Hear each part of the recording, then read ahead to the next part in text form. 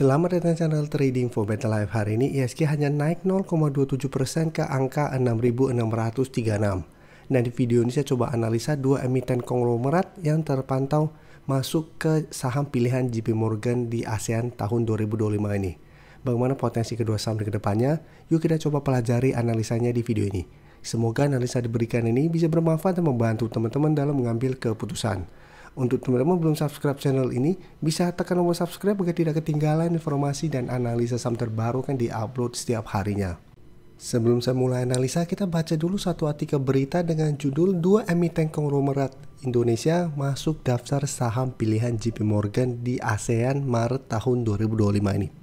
Jadi kita baca sekilas ketika pemberitaan ini, JP Morgan memutuskan untuk mengeluarkan UNTR. Jadi UNTR sebelum-sebelumnya terus masuk ke saham pilihan JP Morgan. Tapi di bulan Maret ini UNTR keluar, yang tersisa hanya dua, yaitu ICBP dan AMRT. Saham ICBP masuk dalam daftar saham pilihan JP Morgan di ASEAN sejak Februari. Adapun untuk saham ICBP mendapatkan peringkat overweight dengan target harga itu di 14.100. JP Morgan mengungkapkan alasan memilih saham ICBP, mereka memprediksi pertumbuhan bisnis dalam negeri akan terus meningkat secara mengejutkan didorong oleh volume.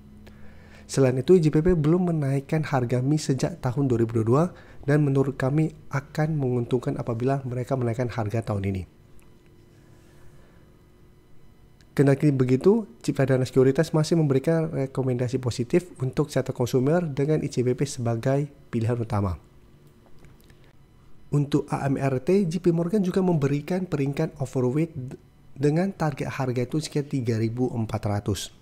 Sekarang kita lihat dulu cara teknikal, apakah ICBP dan AMRT saat ini menarik.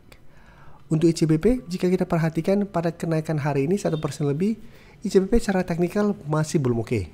Jadi hari ini ICBP naik di harga 10.550. Dan bisa kita perhatikan, walaupun bergerak naik, saat ini ICBP masih mencoba untuk naik di atas harga 10.500.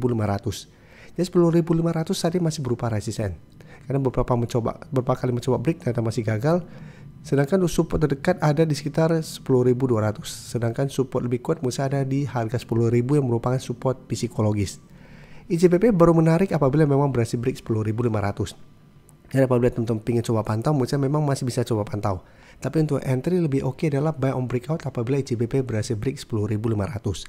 Jadi walaupun hari ini bergerak naik, ingat ini belum terkonfirmasi break, walaupun hari ini ditutup di atas 10.500. Karena candle hari ini juga tidak begitu meyakinkan.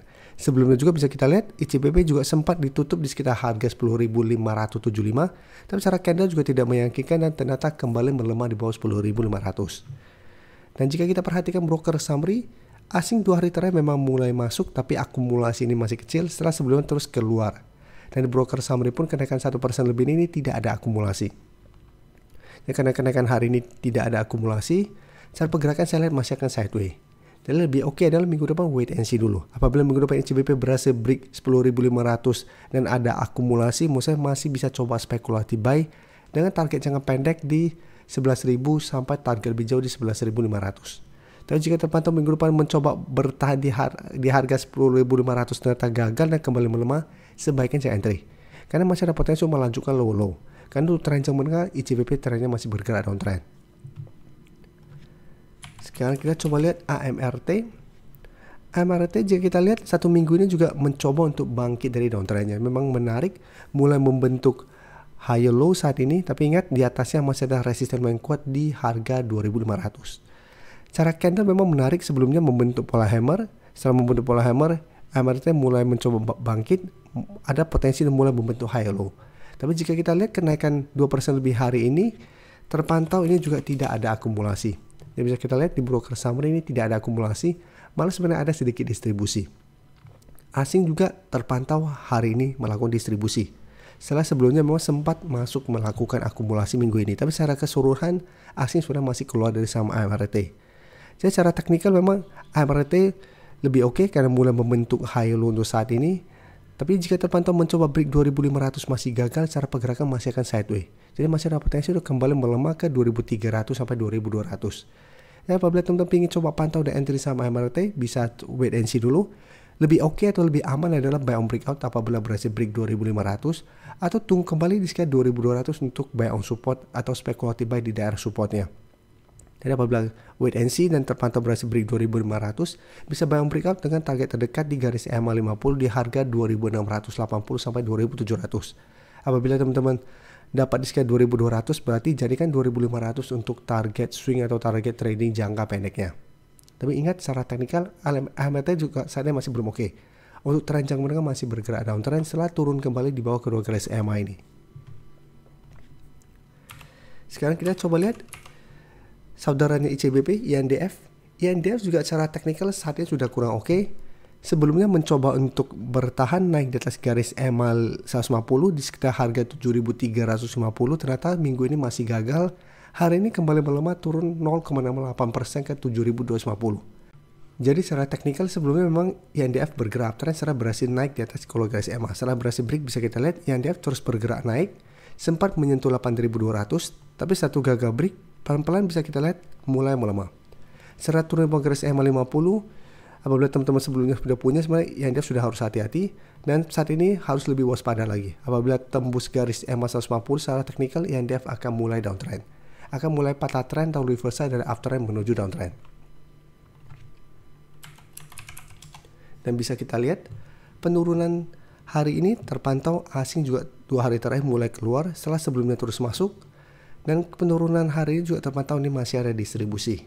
Jadi untuk INDF saat ini karena sudah terkonfirmasi break garis EMA 150, walaupun bisa bertahan 7.250, untuk saat ini tetap menurut saya potensi untuk lanjut turun minggu depan masih sangat besar. Karena masih membentuk lower low, masih gagal naik di atas garis EMA 150 plus masih ada distribusi. Sehingga potensi minggu depan untuk turun di bawah 7.250 menuju support berikut di harga 7.000 menurut saya masih lumayan besar. Jadi apabila teman-teman saat ini sudah punya saham INDF di harga atas, menurut saya pertimbangkan untuk keluar apabila INDF ternyata minggu depan gagal naik kembali di atas garis EMA 150. Karena secara teknikal akan mulai downtrend. Saya ingin memberikan sedikit informasi bahwa saat ini channel YouTube Trading for Better Life sudah mempunyai fitur membership. Jadi fitur membership ini apabila teman-teman mau join, bisa tekan tombol join ini. Bisa kita lihat di sini. Cukup dengan 29.900 atau 30.000 per bulan, teman-teman akan menjadi bagian atau member dari channel YouTube Trading for Better Life. Jadi teman-teman bantu mensupport channel ini. Dan dengan menjadi member, teman-teman akan mendapatkan live streaming setiap hari Minggu pada jam 9 malam. Untuk informasi lebih lanjut, teman-teman bisa pelajari di video ini. Terima kasih telah menonton video ini. Like dan share video ini bila bermanfaat bagi teman-teman. Dan support channel ini dengan cara tekan tombol subscribe agar channel ini bisa makin berkembang dan bisa membantu lebih banyak orang lagi. Terima kasih.